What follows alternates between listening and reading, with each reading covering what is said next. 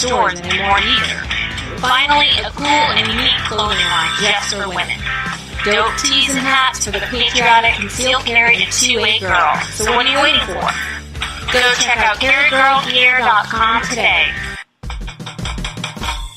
It's your business diva here, Melanie Collette. I am inviting you to a front row seat as I discuss some of the most intriguing details of wealth and finance with today's movers and shakers in the world of business. Listen in and discover financial truths on a global, domestic, and household scale. Uncover topics that will impact your wallet today and in the future. Money Talk with Melanie airs Monday through Friday, 5 p.m. East, 2 p.m. West, right here on SHR Media and High Plains Pundit Talk Radio. You can't afford to miss it.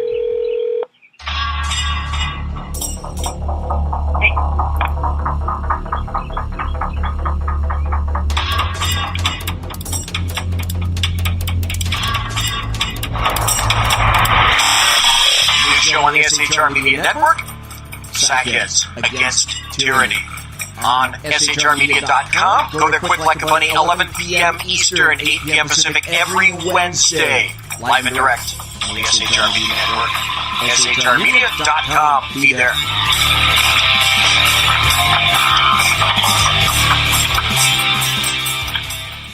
For 50 years, I've seen the American people blinded by corrupt politicians, a lapdog media, and deceptive Islam. The one thing the elites fear is one man with a cane. I'm Dave Milner. Join me through Spreaker, iTunes, and SoundCloud, through SHR Media and the Western Free Radio Network for half a century of experienced perspective on political and social issues, weekly on The Unpleasant Blind Guy, and catch me on Jeff Mitchell's EDL Radio on blogtalkradio.com. There's no surrender ever, because truth is not always pleasant. Welcome back. You're listening to Money Talk with Melanie. I'm your business diva, Melanie Collette, and my guest for the second hour is Christy Mattoon. She's a subconscious expert, speaker, and author, and we're going to talk to her today about mind rewire and subconscious change in a business context. I thought that this was some information that those budding entrepreneurs could probably use. Again, it's kind of a mind kind of show, mind and consciousness and lifestyle kind of show. And every now and then I like to talk about stuff like this because I think it's a very important part of your business pursuits, your career pursuits, just your life. And I think it's a part that we don't talk about in business. Whenever you think of a business show, you're always thinking about the market and you're thinking about, all the nuts and bolts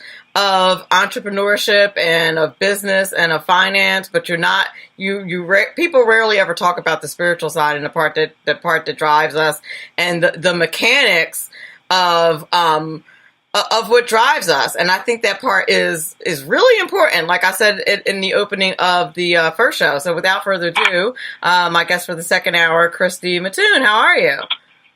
I'm good. Thank you so much for having me here. Oh, you're welcome. Am I pronouncing your last name correctly, by the way? You are. That was perfect. Oh, good.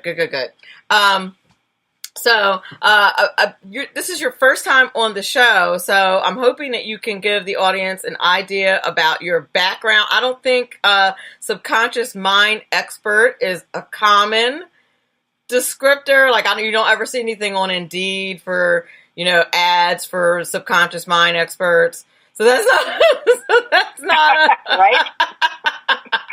So a little bit different. So tell us a little bit about your background and about what a subconscious mind expert is. Yeah, my background's a little bit sordid, and how I got into this line of work is actually because of my background.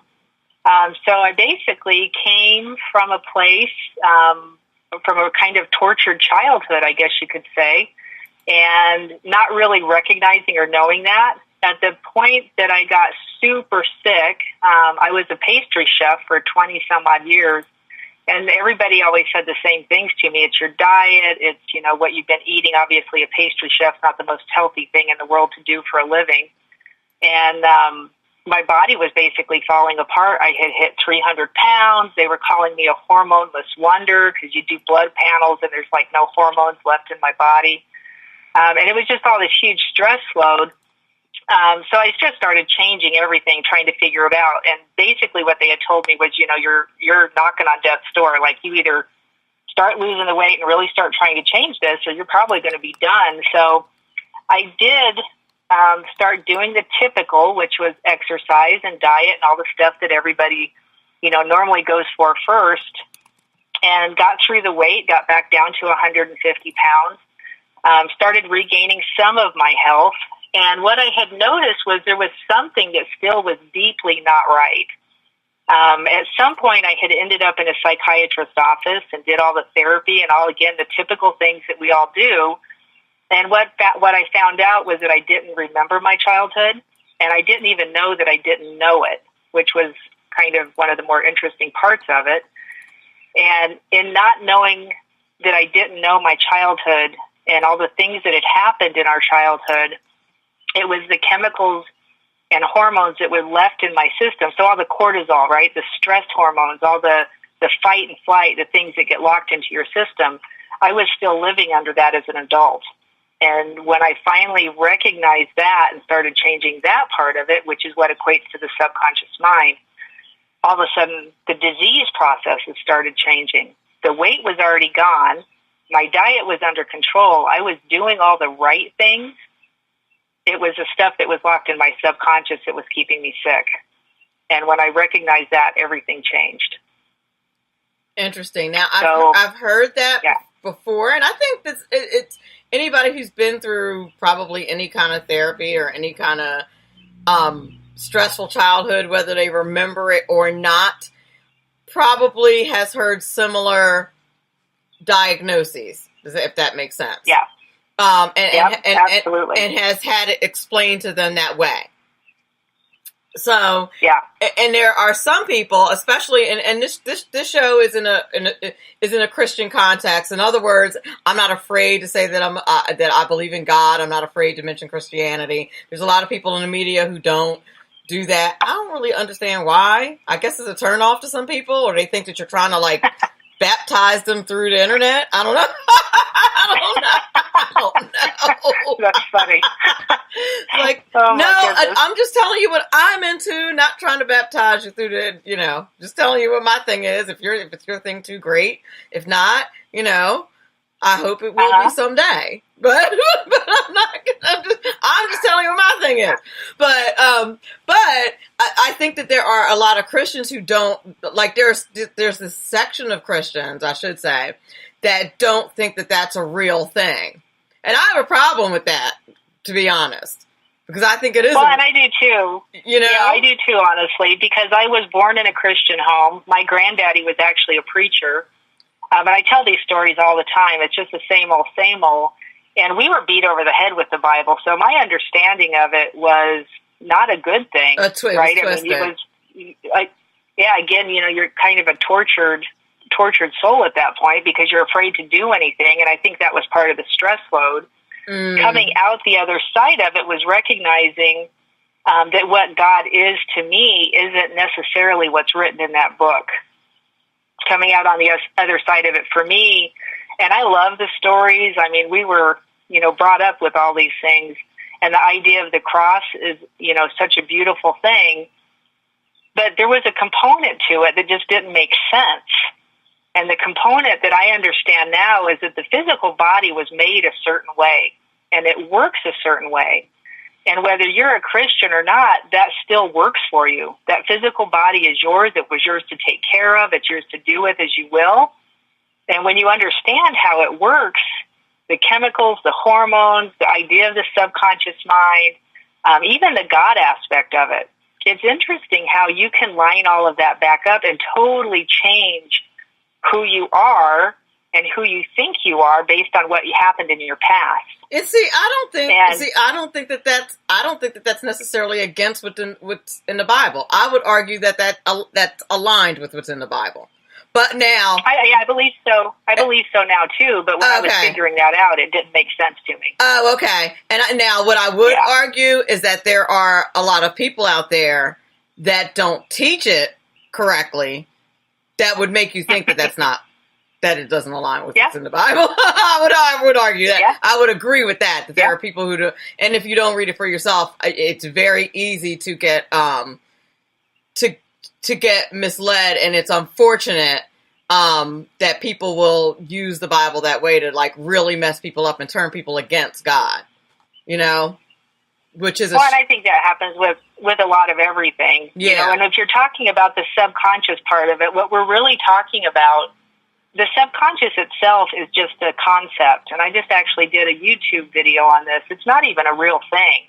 Oh, wow. They made up the idea of the subconscious mind. I don't even know, it was back in the 40s or 50s, and it was psychiatrists, you know, trying to figure out a way that they could talk about the idea that your brain stores information. Right. If you go and you can look all over at maps of the brain, and you will not find one that has a label anywhere on it that says subconscious. And the conscious mind is the same idea. It's a concept that we use to talk about what happens, that part of the mind that gets aha moments, that thinks, that's able to think outside of the realm of what's stored inside your brain. And I kind of giggle because everybody always flashes up the picture of the iceberg idea, where the 5% floating above the water is your consciousness, and the 95% underneath the water is your subconsciousness, and that's that information that's hidden from you. Well, the truth is it's not hidden from you, and so how the brain works is when you say a word, your brain will literally go looking for information on that word. And so you hear that information in the subconscious is kind of hidden from you, and your brain goes, well, what does hidden mean? Hidden means I can't find it. So we think it's something that's not accessible. And that is so far from the truth. The truth is it actually has to do with the neuroplastic that forms in your brain every time you think a thought, and it creates those neural pathways. Right. So your brain, every time you think a thought, it's the neuron and the protein combining, right, firing together. The more that happens, the more you think the thought, you dig the loop deeper and deeper, and it gets easier and easier to do. We pull those synapses closer together. It gets whatever the thing is you're practicing, whatever the thing is you're thinking about, gets easier and easier to do. And so the concept of the subconscious, the way we think about it's not even real. It's all about the chemicals, the neurons, the hormones inside your body, and how it all works together to make you a whole person. And this is the same totally alterable behind how you break bad habits, right? And how you change your mindset. And if you ever read, I've read articles on this before, and if you ever read articles on it, I'm a visual learner, so when I see it, I can really understand it better. If you're a visual learner too, those of you who are listening to this, I would encourage you to go look it up and look up some videos on what she's describing. But it makes a whole lot of sense when you see the visual version of that.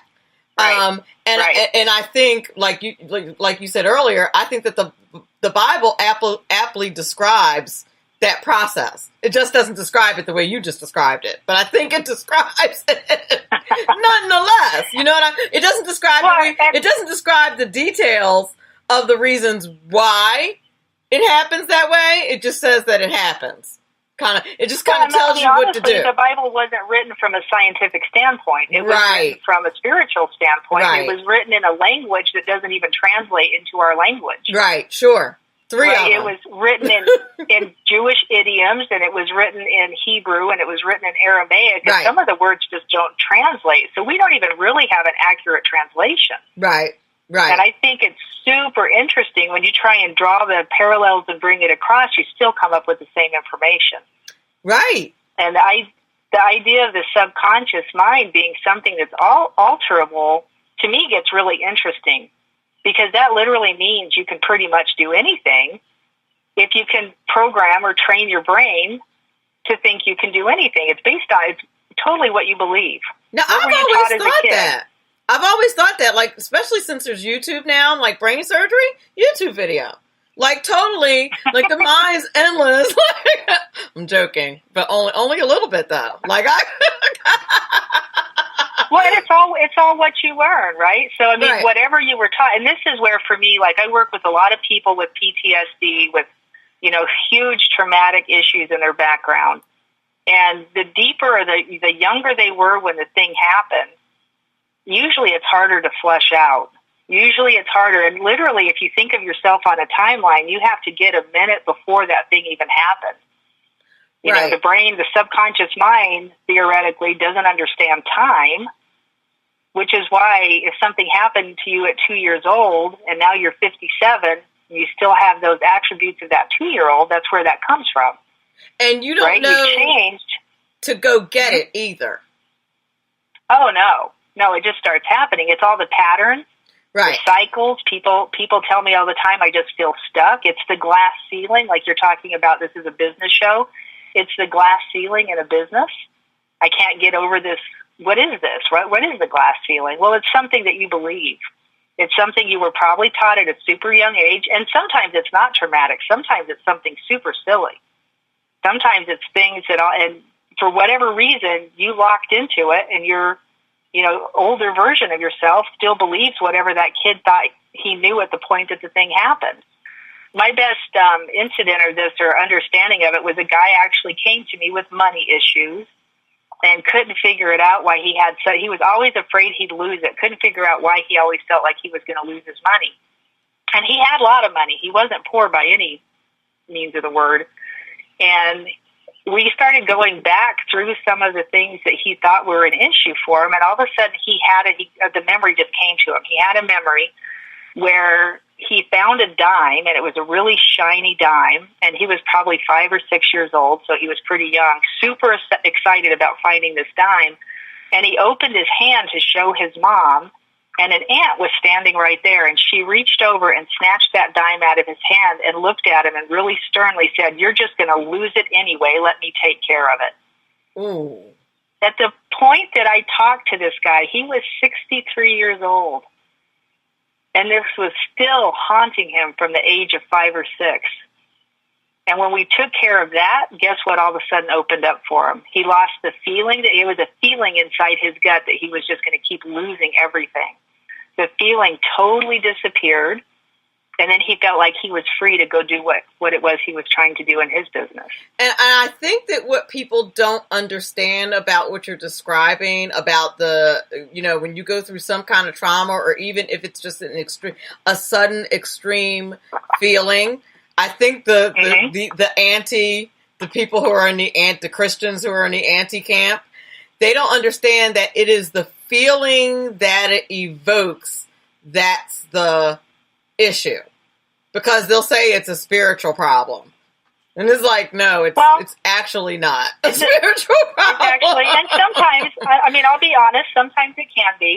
Sometimes it can be a spiritual problem. So we have to be, really good at discerning, and you have to be able, to hear from God and talk to God and all of these things, and be able to discern. Okay, is this a spiritual issue? Is it an emotional issue? Is it a traumatic issue from your past? Even things like, is it an ancestral issue? Right, I've heard that too. Is this something that came from your mom and dad, or from somewhere even further down the line, that you just you're not even aware that this is going on, and we go back and take care of that issue, and all of a sudden you change as a person. Very to me, true. That's craziness. I'm just like, that seriously works this way. That's how we affect each other through the timeline. And when you take care of all those issues, and all of a sudden you just feel like you're free to do what you need to do, it's really interesting. And it can be a spiritual issue, but it also can be, and we just call this an emotional issue. On the level of what I was just now talking about with that man, this is an emotional issue. And it certainly had to be very emotional, and I'll bet, any amount of money that had his mother had any clue that it would affect him that way, she would have never done that. Like in a zillion years. Right. It goes to what I was talking about in the first hour, which of course you weren't here for, but I had said at one point that we all kind of, we're all kind of here doing the best we can with what we got. Who knows what her parents did to her. Or who knows what happened to them as children. Right.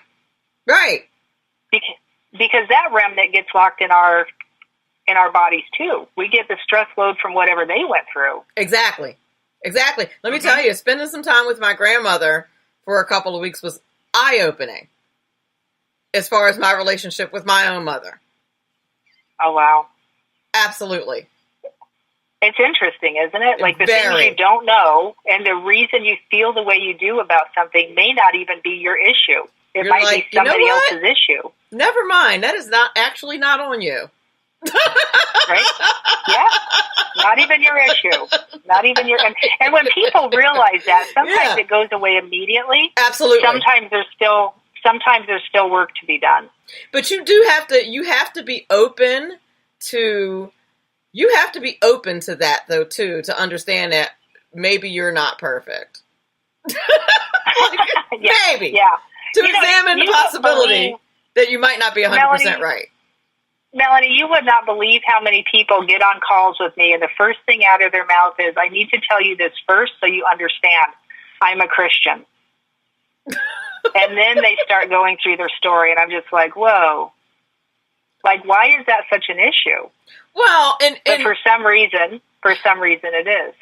Well, I think, that's a whole big old can of worms. You know, it is huge can of worms. And I think some of the, like, from my understanding and from where I came from, because we did come from a Bible thumping family, or part of the family was anyway.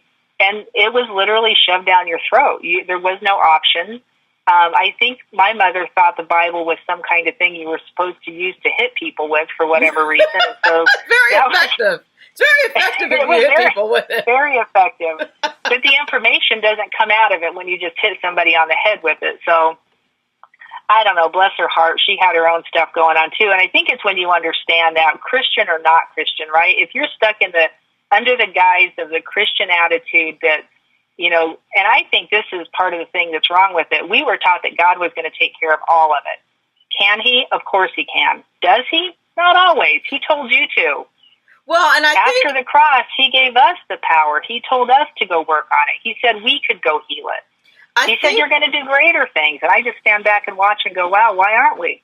I think where people miss it is everything that is good, as long as you know what good is and you're able to evaluate that, comes from him. But you have to understand and be able to evaluate that through the lens of the scriptures. But a lot of people miss it, right? And so they go, well, if it's not coming directly from the Bible, then it's bad. And that's not the way it works. The way it works is... No, and your physical body came from God, and it works a certain way. And when you understand how to utilize it, like, you can literally use your physical body. And most of us just let it go. We just like, mine went crazy for a while, 300 pounds and full of all kinds of illnesses. And it never even dawned on me that I had that much control of my physical body, that I could do something different with it. But that's that whole idea that you're a temple. Right, and I think and that... what do you do to...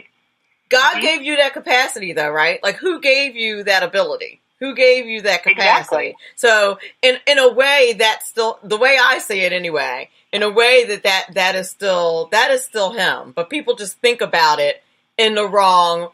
They think like you're going outside of God if you are doing anything, but you're not. You're using the tools that he gave you. So how are you going outside? My words to it is always just that I'm a conduit. Sure. I'm a conduit. And you I get information. Yep, I get information. I get energy. I get insight that sometimes you don't get about yourself. And I can point things out easily. I have people fill out a questionnaire before they start working with me. And the reason I do is because I have an ability to sit and look at it and draw lines and parallels through it. From issues to what you think's going on to situations. And it just helps clear things up faster. And I think when they have that ability to discern information, that makes a huge difference. And that is from God. That's a gift. And so, did you study neuroscience and the brain first before you, or once you discovered this about yourself, then it all kind of happened at the same time. At the point that I got super sick and recognized I had to fix myself and change something, I did start studying. I started trying to understand what was happening, but not really the neuroscience end of it. I started studying what most people do. Is like, what do I do to change this? Like, can I, working out. I actually became a personal trainer. That was the first thing I did. And then in doing that, I figured out there was more going on with the physical body than meets the eye. If your leg is hurting, sometimes it's not your leg that's hurting. It's your arm has an issue. Right. So if we get the muscles in the arm working, guess what happens to the leg? And so it was this interesting thing. So then I became a neurokinetic therapist. And then from there, it was like, well, if that works that way, how does it interplay with the mind? Because your brain is totally doing something while all of this is going on. Sometimes it was releasing an emotion that actually released the muscle tension. Wow. It had nothing to do with, anything with the body per se, but there was an emotion that got trapped. So we would release the emotion. And then it turned into, things like looking at, I can't think of the guy's name, but the dude that wrote the emotion code. Brilliant work. Totally amazing work. And when you understand, well, if my organs, every cell of your body stores information in some capacity or another. So if your organs are storing information and you can remove that information from your organs, what happens to the physical body? Again, it alters. Something changes. So we go through and, work on it from that aspect. And I think it's just interesting in a healing aspect. I always go back to what Jesus did and just wonder, he was just putting his hands on it and saying heal. He did a couple of things. There was, the first part was always clean out the negative. That's how we would look at it nowadays, but it was clearing out and moving demons. Right. And then he would talk to the person. He would tell the body part itself to heal. He would tell the person to heal. And then he would tell them to get up and do that thing that they thought they couldn't do. And in that moment, that's the moment that we're starting to create neuroplasticity. That's the moment you're creating those neural pathways, is the second you get up and do something that you thought you couldn't do. So if it's open your eyes and see because you were blind, and all of a sudden you open your eyes and you can really see, that's just interesting. The body literally is built to take suggestion. The body is literally built to hear and understand and alter the chemical relationship so that it can do what it's supposed to do. Now but that most is of interesting. us speak to it in negative aspects. Most of us say horrible things to ourselves, and we let other people say horrible things to us. And I really think that gets caught in our tissue. It gets caught in our cells, and that's where the system itself starts getting gunked up. When we clean that out, things start to alter and change. Well, you do that with any living thing, and people who don't believe that there's a very simple experiment you can do with two plants. And you've probably heard of this experiment, I'm sure, where you talk negatively to one plant and speak nicely to the other plant for a month or however long it is. And watch how the plant that you speak negatively to will absolutely die. And if it doesn't die, you'll see a significant difference in its growth to the one that you spoke positive to. Yep. You will see a significant difference in their quality, and one will flourish. The one that was spoken positively to will flourish, and the one that was spoken negatively to simply will not. And that has everything to do with the energy. So you can't tell me that there aren't things that we just don't know yet about that. There's just a lot more to be explored there, I think. Oh, there's so many things. And there's actually an experiment that some guy had done with water. I've heard of that one, too. I couldn't remember what were the results of that one? I couldn't remember the results. Go ahead, I'm sorry. Yeah, what he had done was he took water off of a pond, and it was all the same water, and he divided it up in all these different cups, and then he froze it. He labeled them. And he was just labeling them with words. So one would say hate, one would say love, one would say God, one would say Satan, one said death, one said I love my life. It was just all these different things. And then he froze it, and then he took scrapings, and he was looking at the crystallization. The word itself, spoken word, leaves a different crystallization inside the water when it's frozen. And so the idea is you're 60 to 70% water by nature, right? That the human body is that much water. That's what it takes to make us up. So if you have negative words spoken over you for a period of time, like over and over, or, you write negative words on your body, whatever the thing is, literally the water inside your body picks up that imprint. It leaves an imprint in every cell of your system. And then we wonder why, you know, the organs failed, this happened, that happened, all these things start going wrong. And there's more to it than just this. Like, obviously, our food supply is tainted, and there's all kinds of other things going on, too. But if you can rectify that part in yourself, and I call it, God said it first, right? Speak words of life. Yep. Speak words of life over yourself. And so what I do with people, part of the treatment that I do is I take them all the way back to conception. When they're brand new, the energy is totally clear and it's a brand new field. And as you're popping into creation, just through a visualization, we're speaking words of life over yourself instead of whatever you've ended up with over the last number of years that you've been alive. And we're just inputting new information into the system. And when you do that and lock it in there, the people who truly get it will walk away a totally different person.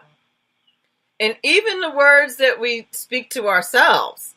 And I think we're probably the worst. Women are probably we're like, you know, men, men, I don't know, men in the facey chat confirm or deny to me this fact. I could be way off base about this. Most of my clients are men.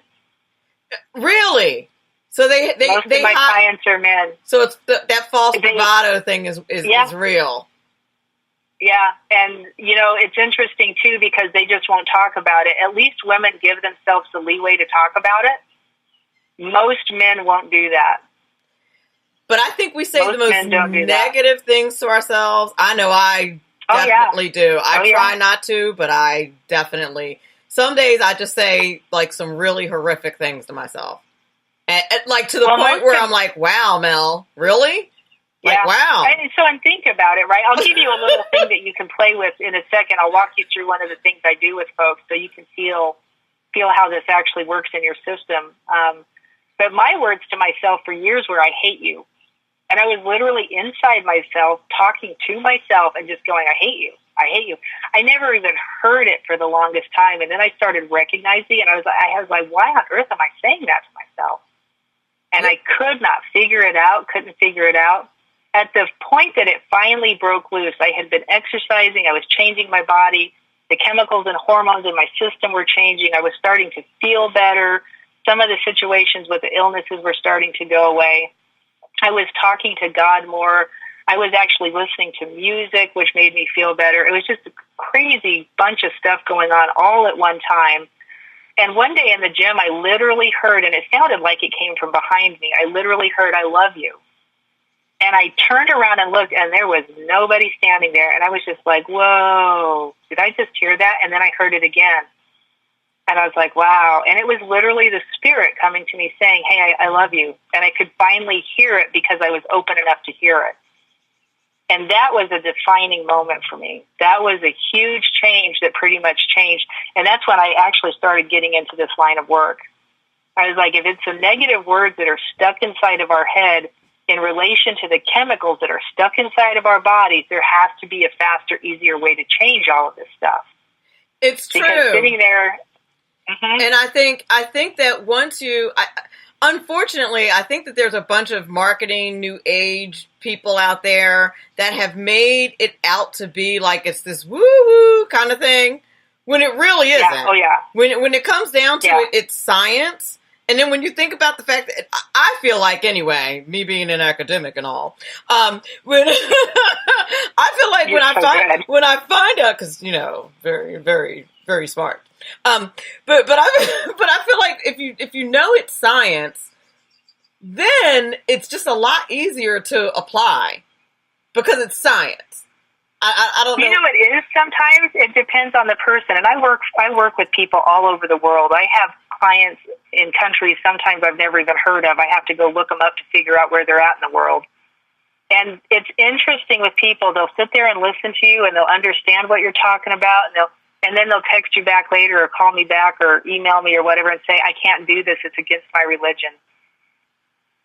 And I'm just like, wow. Well, see, that's the problem right there. Wow. That's the problem. Yeah. It's against their religion, and they haven't examined whether or not it's against the Word of God, and they haven't examined whether or not it's scientific. Because if somebody said it was against my religion, I would go to that pastor or whoever and show them the science behind it. I have tried that before. You won't believe the lengths I've gone to. I stood in front of a pastor in California when we lived there, and I was actually showing him the science about food, because he'd get up and pray over like they all do, get up and pray over the congregation and heal this and heal that, and God would move, and then nobody would get healed. And I was like, what on earth is that about?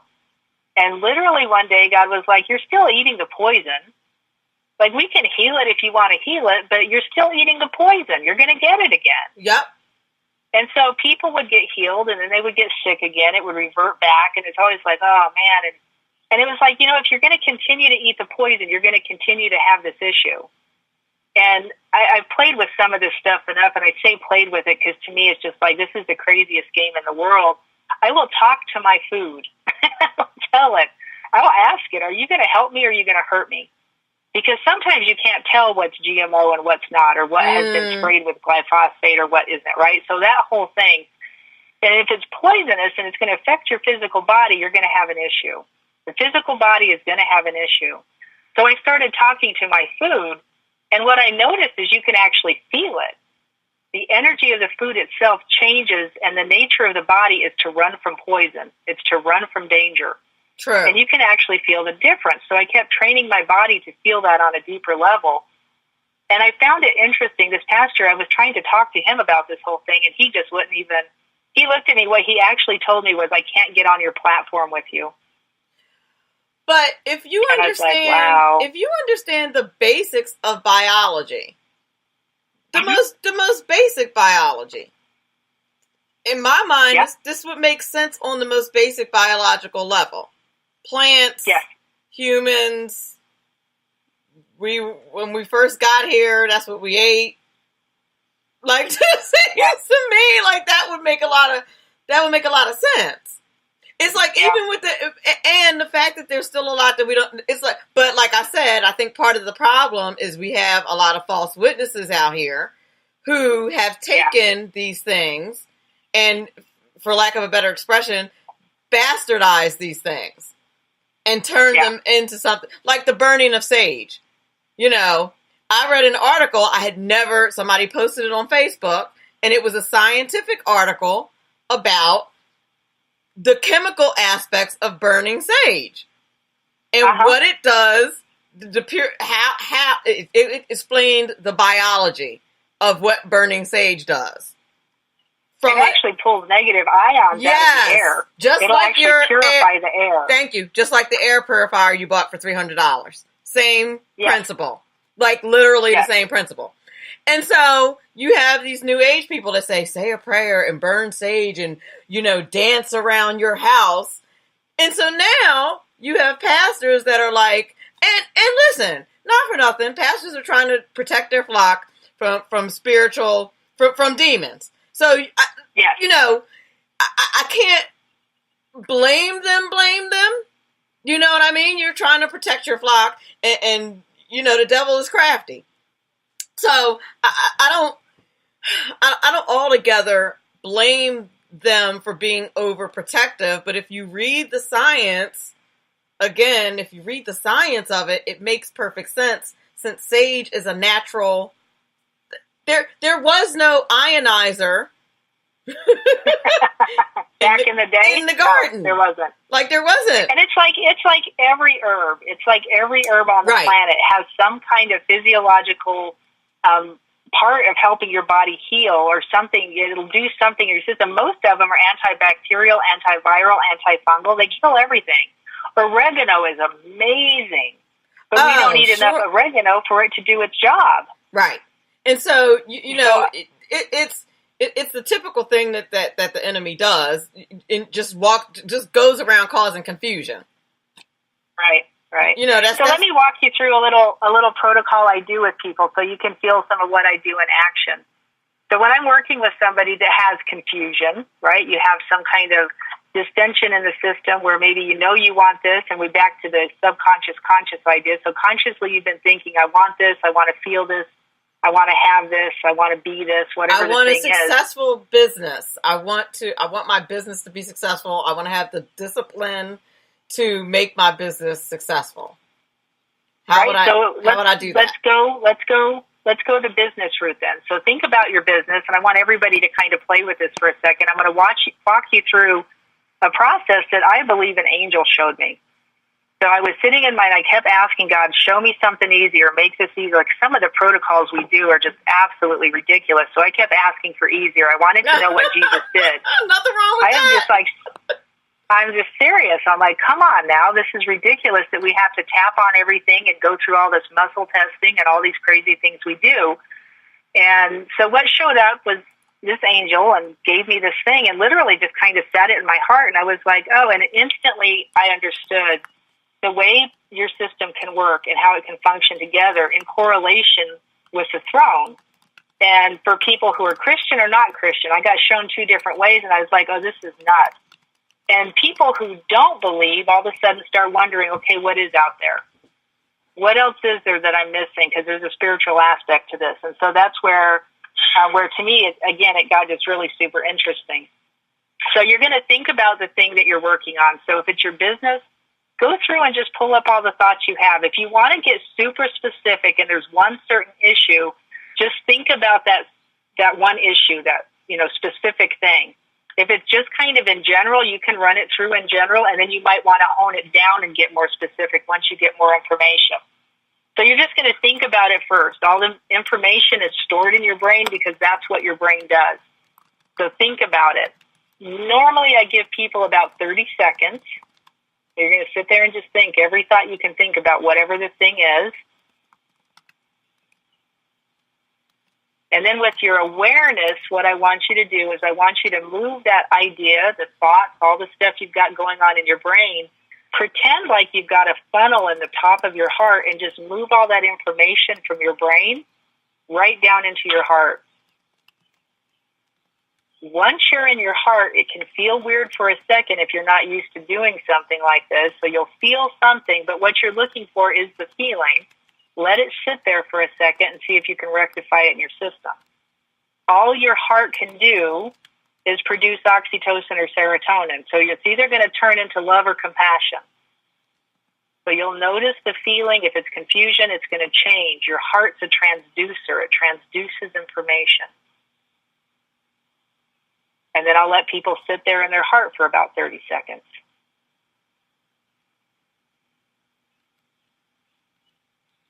And then from there, you're going to take that information, and now we're just working with the feeling. And I always tell people, if you're still thinking, you're still in your brain. Bring it back from your brain, back down into your heart, and just feel it. And then from your heart, you're going to take it and use your awareness again and just move it down towards your gut. Your gut produces more neurochemicals than your brain does. It will feel totally different than your heart, but again, you're just feeling. Your heart or your gut has a sense of knowing. It's that the gut feeling that people talk about. And you have this feeling that somebody's going to sneak up behind you in the dark alley kind of thing. Your gut can reach out and sense things in the environment around you. So it's just kind of this little knowing, the gut feeling, and you're just noticing that feeling.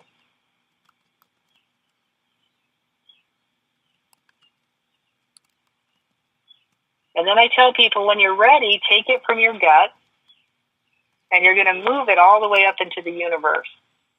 And I just want you to set it at the feet of God. Set it at the throne.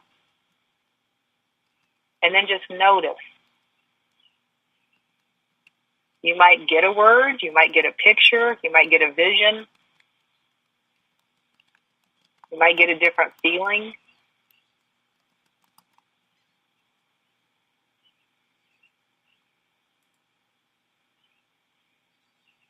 And then from there, you're going to take it, and I'll let people sit there usually as long as they want to, but I don't know how much time we have left here. Okay. I want you to take that information, however it showed up to you, and bring it back into your brain so you can store it. So whatever you just now got, bring it back down into your brain and just notice.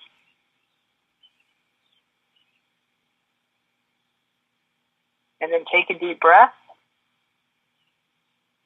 And what did you notice? So then I'll have people go through and just describe what they felt, what they saw. So from your brain, what were you thinking about? from my brain, I just had dead air on. Yes. Cannot have dead air on the radio. I apologize. I apologize. I really was just focusing on being more positive and excited, which I already was. But so I'm starting another. You still here? Can you hear me? Because I'm starting another new business venture this summer that I'm really excited about. So that's really my focus. Nice.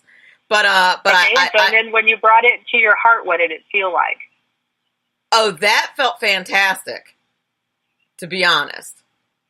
Nice. Like, it felt and so that's what we're looking for. We're looking for that bump in chemicals. It felt even better, because usually what happens, I was starting to get afraid, because usually what happens when I start a new business venture is that I'm excited at first. And then as I get closer to starting it, I'm like not as excited. And then I don't think I want to do it. But I don't feel that way about this. And as I was thinking about it, I feel less and less like that. I feel very positive about this. Nice. And so from your heart to your gut, what did it feel like after that? So again, just the feeling. What did the feeling come up as? It still feels good. Yeah, and it should. It should alter in feeling. Sometimes people actually get more information from their gut. Yeah. Like they'll literally go, I just had an awareness. I just had a new idea. I just added something else to it. Like you'll get something else to add to it. Oh, there's gonna be plenty. I'm staying in to work on it tonight, even though I don't start for another month. Nice. There you go. And then from your gut to the foot of God, what did you get? I actually got his blessing, is what I felt as soon as you said that. Mm-hmm. And only because I think one of the reasons it kind of connected was because it was something that I had been praying about, and I don't typically pray about my business. But I had started to pray about that, and I don't know why I don't typically pray about my business. It's always about like my friends' health and my family's health, and people staying safe and stuff like that. But here lately, I just kind of tagged that on the end. And by the way, if you could help me out with that, I'd appreciate it. Well, so now when you bring that back down into your brain and you log the information that God blessed your business, what do you think is going to happen?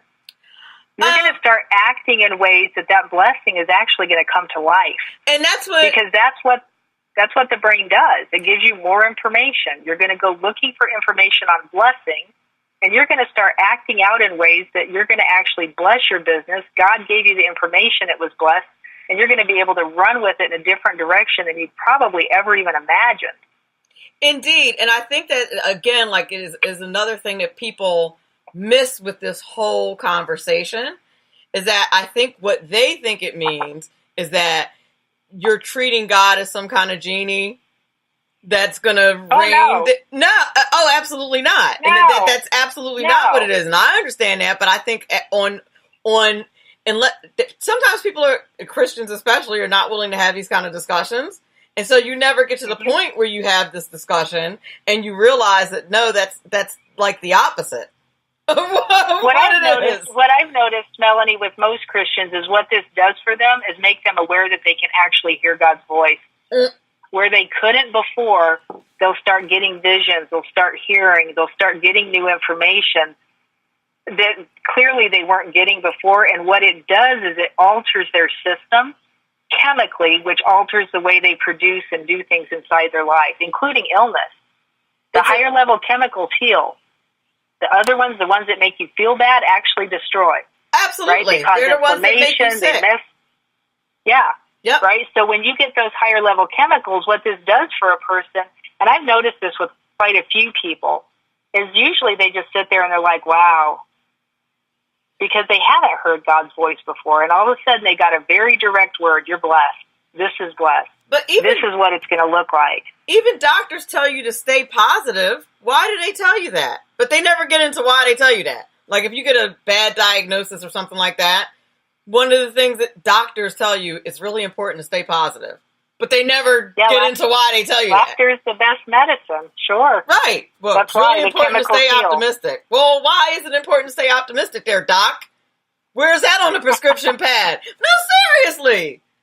I'm serious. Well, I'm dead serious. This is why I teach this stuff, because if you don't, you will end up in illness, which is where I was, which is how I learned it, right? Well, I had to go through the cycle to figure it out. Well, because it's not medical, Yeah. so the doctor can't say. But I think a doctor would be on solid ground saying that, because it is. Scientifically, he can say there's scientific evidence that people, that's probably how he has to frame it. There's scientific evidence that people are much more successful in overcoming this illness if they stay positive. Well, now remember where this conversation started, though. We were talking about the subconscious mind. You can stay positive. That's a conscious effort. True. If your subconscious mind has other information, it's going to get knocked out all day long, which is back to where, like, let's clean out the subconscious storage locker and that idea that it stores that information. So we're literally taking apart that neural pathway to give you new information. True. Because if that's locked in there, those positive affirmations and that positivity all day long are going to be a struggle. And that's where most people come to me going, okay, I'm struggling. Right. Why doesn't this work? I'm doing the affirmations. I'm eating the right food. I'm taking care of myself the way I'm supposed to. And I still can't get beyond this barrier. Because you're BSing, and that's just the way it shows up. You're BSing the affirmations. You're covering it up. It's like it's like you're trying to cover poo-poo with frosting. It doesn't work. You got to get rid of the poo-poo. You do. And that's the subconscious stuff that most people don't recognize it's even there. Right. It's true. And that's where, they know there's a problem. They know there's a barrier. They know there's a glass ceiling. They know there's a block. They know they're struggling, but they can't quite pinpoint why. And then when you start digging through their past and you start, that's where I'm back to, I can draw those lines and parallels through stuff pretty easily and see what happened and why it turned out the way it did. And most people are just like, oh, wow, let's get rid of that. Get rid of it. And they're like, huh. I have another story about this. I used to have very bad anxiety around balloons. I had no idea why. Okay? Very bad. Mm-hmm. I didn't like to blow them up. I still don't really care for them. I gotta be honest.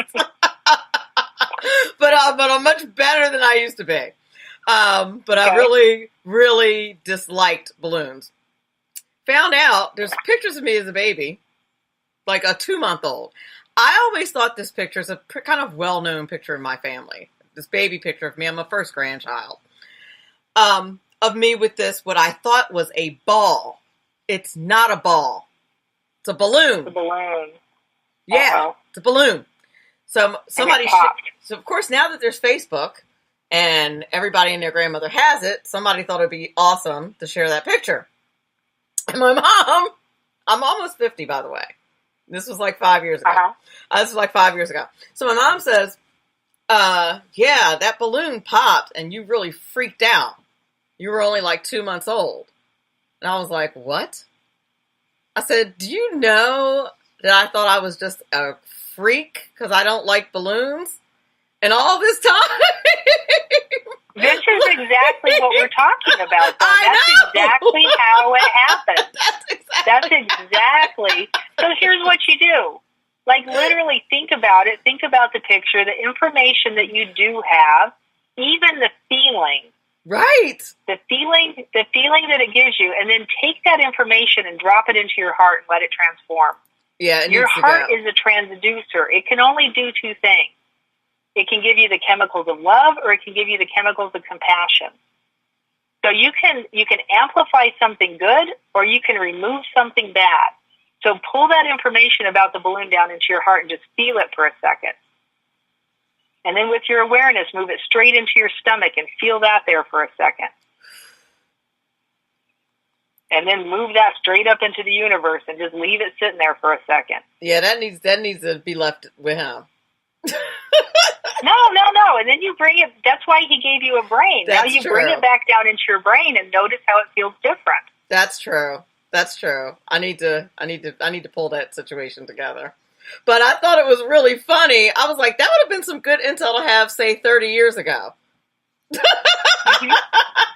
But even now, though, you can transform it. And that's the whole point of this conversation. Right, exactly. Is that even now, once you, and you don't even have to know, people will come to me and say, I just have this feeling, and I can't get rid of this feeling. And doing what we just now did, we can actually start to remove that feeling. And there's some other things we can add to it, too, to get deeper into the subconscious. But quickly, I'm talking a matter of minutes, all of a sudden that will resolve and you'll feel totally different.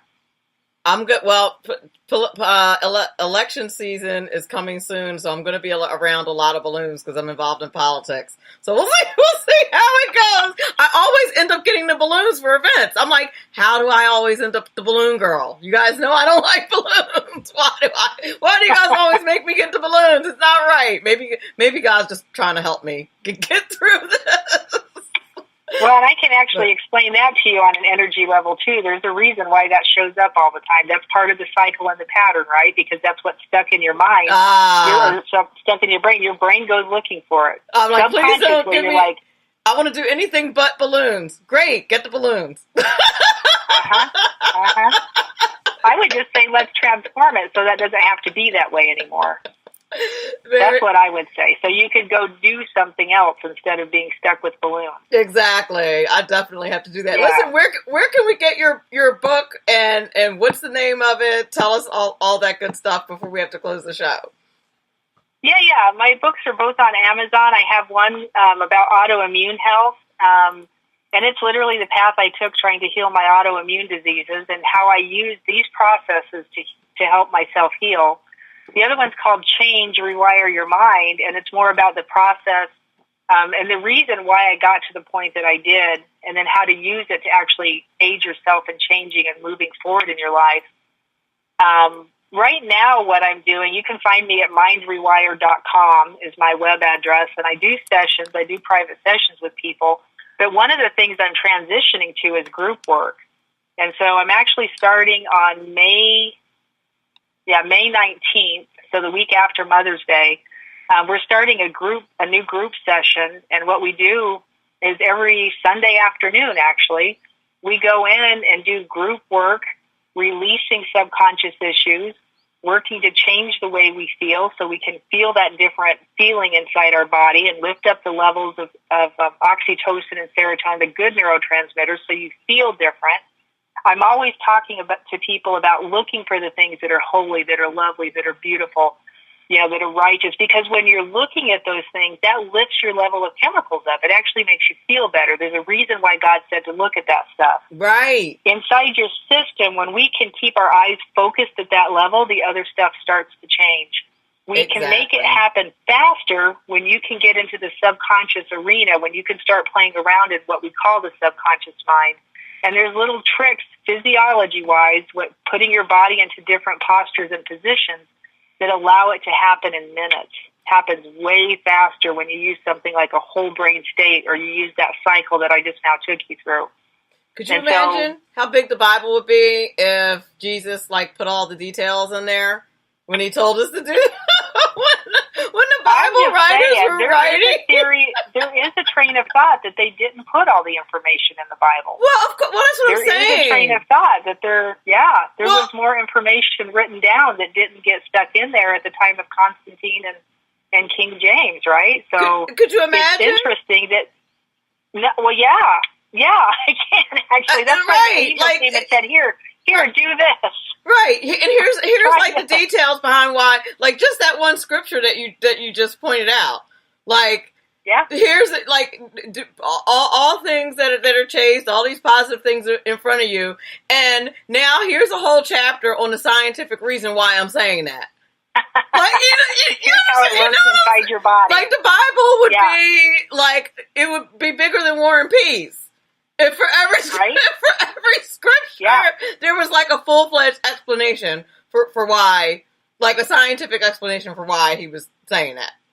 When you think it's just so interesting to me that there really is one.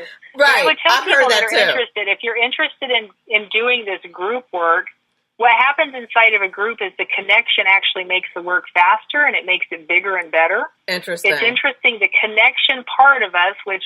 And again, God created the system a reason for a certain way. That's why isolating yourself is so bad. That's why keeping yourself set apart from people is such a horrible thing to do and will cause depression and anxiety and all of these issues. We were meant to be connected, and to disconnect causes a problem. So inside this group, we create that connection, and the healing happens faster. Everything happens faster when you're connected. And that's just interesting. And the only way you can find that program is to go to my Instagram page. On my bio, there's a link. Click that link, and you'll get more information there. And until Mother's Day, it's actually $500 off. So if it's something you're interested in, go take a look while it's on sale. Okay, excellent. Thank you so much for being on the show today. I appreciate it. Give a shout out to Josh for hooking us up. Yeah, thank you so much, Josh. Yeah, and it was great to meet you today. It was nice to meet you. Thank you very much. You have a great weekend. You too. Thank you. Thank you. Bye-bye. You're listening to Money Talk with Melanie to SHR Media. I'm so sorry that I went a little bit over time, but we had such a great conversation. I don't think I'm running into anybody else's show, so I think I'm okay.